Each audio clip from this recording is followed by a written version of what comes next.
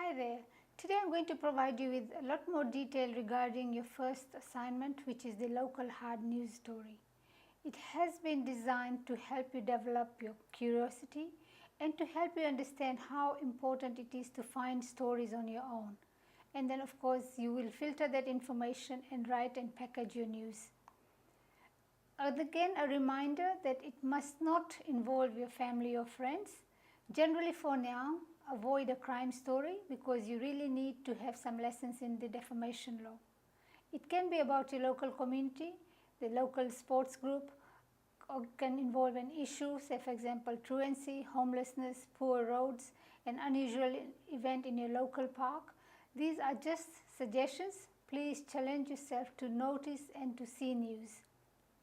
If your idea is original, remember that you will also stand a much better chance of getting published, which is another layer of expectation in this assessment work.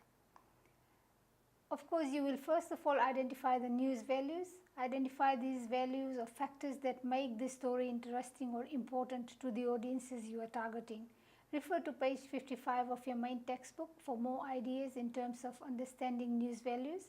But just a quick way to jog your memory, some of the basic news values are impact, timeliness, proximity, conflict and currency, and you could really try and apply these when you are looking or considering your story idea. Ask yourself who would be interested in this story. Since you are targeting a local publication for your story, it must be of interest to the locals. Remember also that we live in a global village. Your story will reach a much wider audience. And then of course impact on them, as most media operate in an online environment today. But of course you will also have an opportunity to post your story on your own social media sites. Once you have decided your idea, you ask yourself who else has information that will help you write that story. These would be your sources. Basically your primary sources are the ones who speak with you directly or whom you speak with directly. And then of course the secondary sources are other resources such as databases, reports in the media that you use to add value to the information you've gotten. When speaking to your primary sources, please take notes and record the interviews if they agree to being recorded. Go prepared with your set of questions. Respect your sources and their space. Ensure that you yourself know enough about the issue before you start asking others questions. A continuing problem with this assignment over the last couple of years has been a lack of attribution, and this is where students end up losing marks because they fail to attribute information to their sources.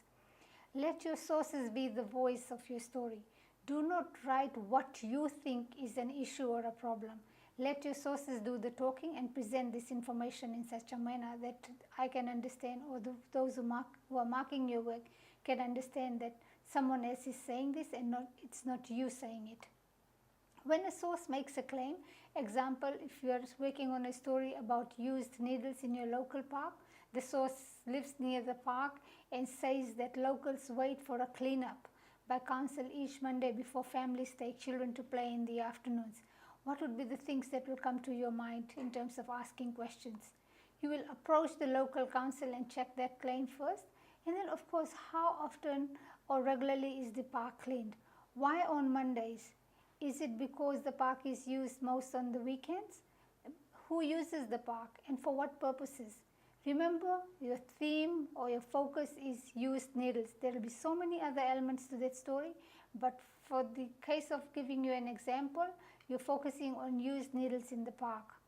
Who is leaving the used needles there, you'd be asking. Why is there no control over this? Is there a deeper social issue or a deeper social use that needs to be checked out, such as people using the park for social outings at night? What about costs of cleaning or providing security controls? These are questions that come to mind. You must also speak with other people living in the area using the park.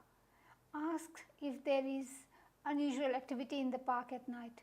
If it is not too much of a risk to your own safety, you could go to the park on a Monday morning to check it out yourself.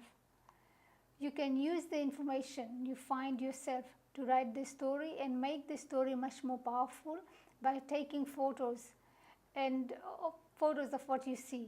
If you take photos over 3 Mondays, say for example, this will add so much more value to the information or the issue that you are looking into. Your secondary sources will be the council reports on the cleanup, the costs involved, and how long the problem has existed for. Any earlier reports in the media or any earlier reports on the issue that had been discussed at the council meetings would also become your secondary source of information. Once you've completed the story's first draft, make sure you read it several times and keep editing and refining it. Ensure that it is factual and has proper attribution. The headline must match the content of the story. Photos and the captions must match what you are trying to say in the story, and you must be willing to stand by what you've written.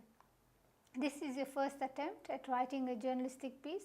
Don't be too hard on yourself, but please be satisfied that you have done your level best to research and find information. Keep working on your ideas. This is important because you want to be successful in journalism. Thank you.